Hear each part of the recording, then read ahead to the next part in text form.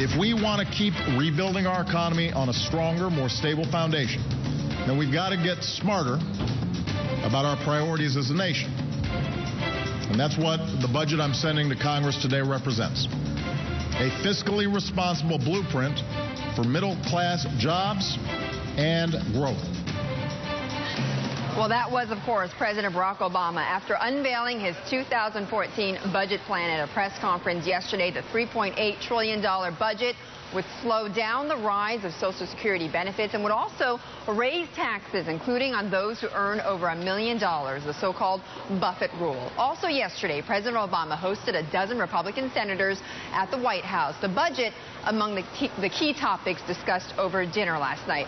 With me this morning is a Republican who has the support of billionaire Warren Buffett himself, Congressman Scott Rigell of Virginia. Congressman, thank you so much for being back here on In the Loop. Thank you, Betty. Let's talk about the budget first, because the Democrats have expressed disappointment that, Obama has put forth a budget where he's slowing down Social Security benefits. He's offering some, I guess you could call it olive branches to Republicans to get them to accept revenue increases, and they're all dismissing it. Well, I appreciate the president putting forth his budget. Leadership is about making very, very difficult decisions at times, and the times that we're in America require us to make difficult decisions.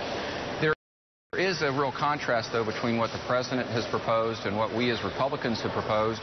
We talk about and have presented a plan that actually balances the budget. Betty, this is just not true with the president and the Senate. And I think if you start out with the premise that deficit spending into perpetuity is okay, then they succeeded in that. But I can't saddle up with that. It's not right for our children and our grandchildren. But the president and the Democrats say, look, they've offered up more spending cuts than they were willing to do before. It's over $1.3 trillion over the next 10 years. It's twice as much as the revenue that they're asking the Republicans to give up. Well, let's look back at what happened December 31st and January the 1st.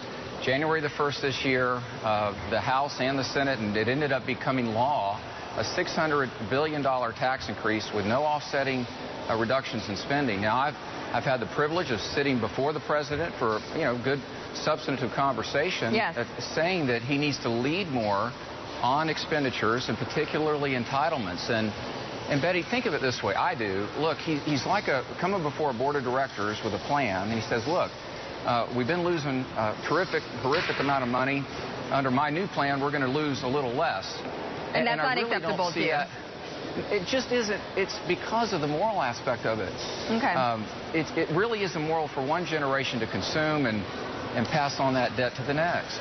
Congressman, talking about principles, I just want to switch gears for a moment, because you yourself, some recent events have happened to you, as a member of the Republican Party. I know that you supported a piece of gun legislation that has gotten the Tea Partiers rallying against you. And in fact, Senator Rand Paul is supporting a group, the National Association for Gun Rights, that has now turned itself on you and is trying to get you run out of office.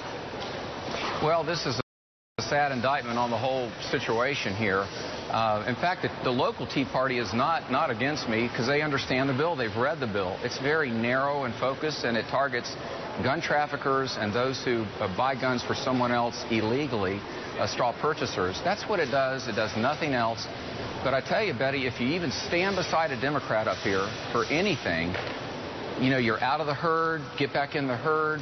And I truly was surprised that the senator is raising money for this group. And I talked to him and wrote him a letter about that. And I was just disappointed that he didn't do what I think is the right thing, which was to disengage that group. You told me that you had binders of information, of papers. Yeah, you went to his office. You and your staff went to his office. So what did they respond to you? Well, his chief of staff put it this way. He said the senator routinely signs and activist letters like this that are usual and customary or normal and run-of-the-mill, I think is how he put it. And I said, the chief has made our point that this is run-of-the-mill, where the facts don't matter. I welcome a careful examination of my strong defense of the Second Amendment, but what this group has done has maliciously, willfully, recklessly disregarded the truth. And that's just not acceptable. And it's those kind of groups on the hard right and on the left that are hurting our country.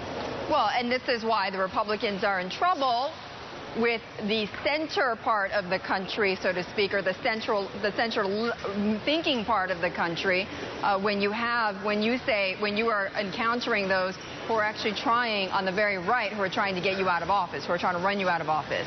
There are folks on the extreme. America's not an extremist country.